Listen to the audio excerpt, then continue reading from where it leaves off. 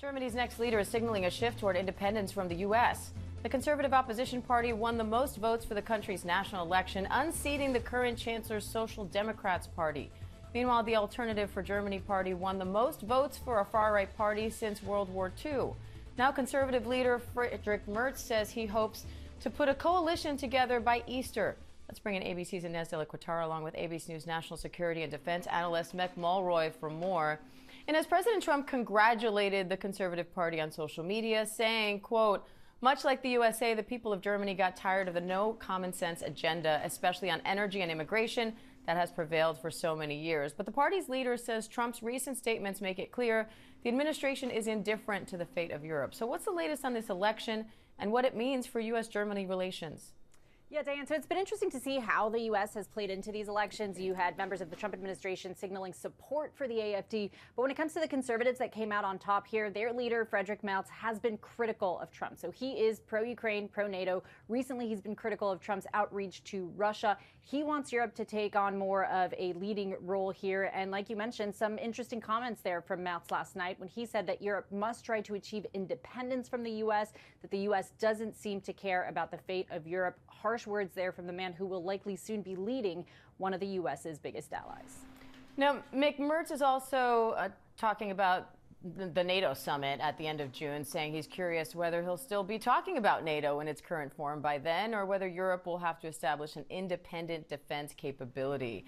How would that work, and how real is that possibility?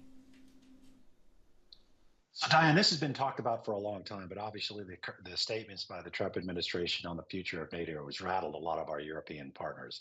Just to give you an example, Germany's army is about 64,000 soldiers. The Russians in Ukraine, at the height of their casualty loss, were losing 30,000 casualties a week.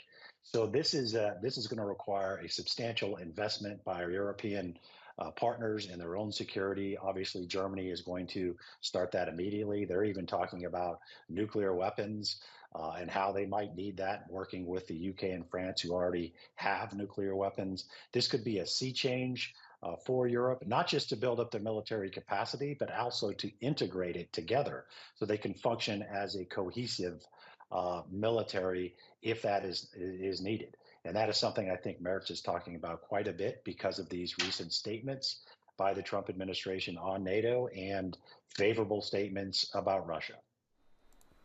Now, and as Elon Musk and Vice President Vance both voiced support for the far-right Alternative for Germany party, what are the party's goals now, and what role could they play in a potential coalition?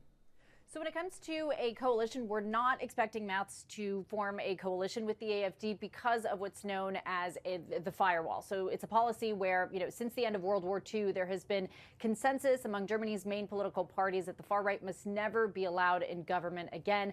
That being said, that firewall has at times been breached. There have been situations where some parties have been able to pass legislation by working with the far right to get their votes. That happened recently with immigration. But in terms of forming a government, we're not expecting Merz to try and form a coalition with them. We're expecting him to try and form a coalition with the Social Democrats, so that's Olaf Scholz, the former chancellor's party, but that could still take weeks of negotiating. Mick, what do you make of that party doubling its support since the last elections? So, of course, there's a lot of issues that go into elections just like they are here. On the national security side, obviously, we already discussed the concern about Europe having to go on its own and not being able to rely on the United States in the future, especially with the menace that is Russia right on the border of European countries like Poland. And of course, there's also issues like immigration, which plays a factor in national security. It did in the United States, and it obviously did in Germany. So this is something that I think one of the reasons why there's been so much focus on Germany. And one of the reasons why Germany is so focused on what they can do to increase their own capacity to defend themselves and not be so reliant on the NATO alliance, which they have in the past. All right, Mick Mulroy and Inez de la Cuetara, thank you.